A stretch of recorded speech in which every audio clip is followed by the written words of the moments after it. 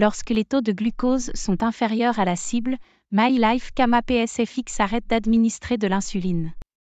Si aucune insuline n'est nécessaire pendant une longue période, la pression dans la ligne d'infusion, tubulure, commence à diminuer et celle-ci peut s'obstruer.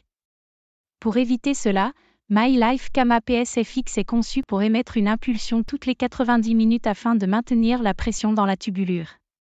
Cela s'appelle une impulsion de perméabilité. L'impulsion administre 0,04 unités une petite quantité d'insuline. L'impulsion peut sembler plus importante sur le graphique, car le graphique montre l'administration d'insuline à un débit de 0,2 unités par heure pendant une très courte période. Les impulsions de perméabilité ne provoquent pas d'hypoglycémie. Elles sont le signe qu'il y a actuellement trop d'insuline dans le corps et que MyLife Kama PSFX essaie d'empêcher une hypoglycémie de se produire. Cela ne sera pas toujours possible. Si vous observez de nombreuses impulsions de perméabilité, il est conseillé de revoir les rapports insuline-glucides, ils peuvent être trop faibles ou trop élevés. Le comptage des glucides. Si trop de glucides sont entrés par rapport à ce qui est réellement consommé, cela peut causer des hypoglycémies. Le moment du bolus, la plupart des personnes doivent administrer leur bolus 10 à 15 minutes avant de manger. L'utilisation de ISOF. ISOF est-il utilisé correctement?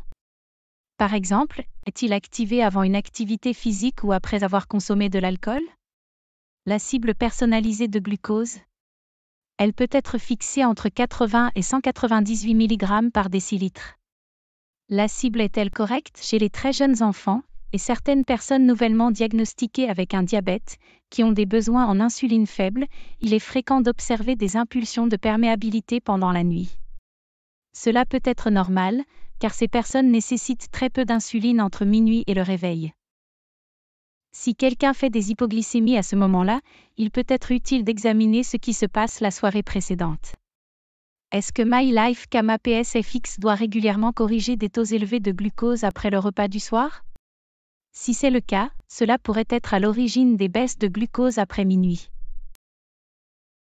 Envisagez de réviser le rapport insuline-glucide et les paramètres de la cible personnalisée de glucose dans la dernière partie de la journée pour essayer d'éviter les hyperglycémies. Le repas du soir est souvent le plus complexe et le plus copieux de la journée. Il pourrait être utile de réfléchir à la quantité du bolus avant le repas et de vérifier si la dose doit être divisée en deux ou si une partie des glucides doit être saisie dans « Ajouter un repas ». Si l'un de ces paramètres ou horaires est incorrect, cela pourrait expliquer la survenue des impulsions de perméabilité et des hypoglycémies. Lorsque vous apportez des modifications aux paramètres, veuillez le faire avec le soutien de votre équipe soignante.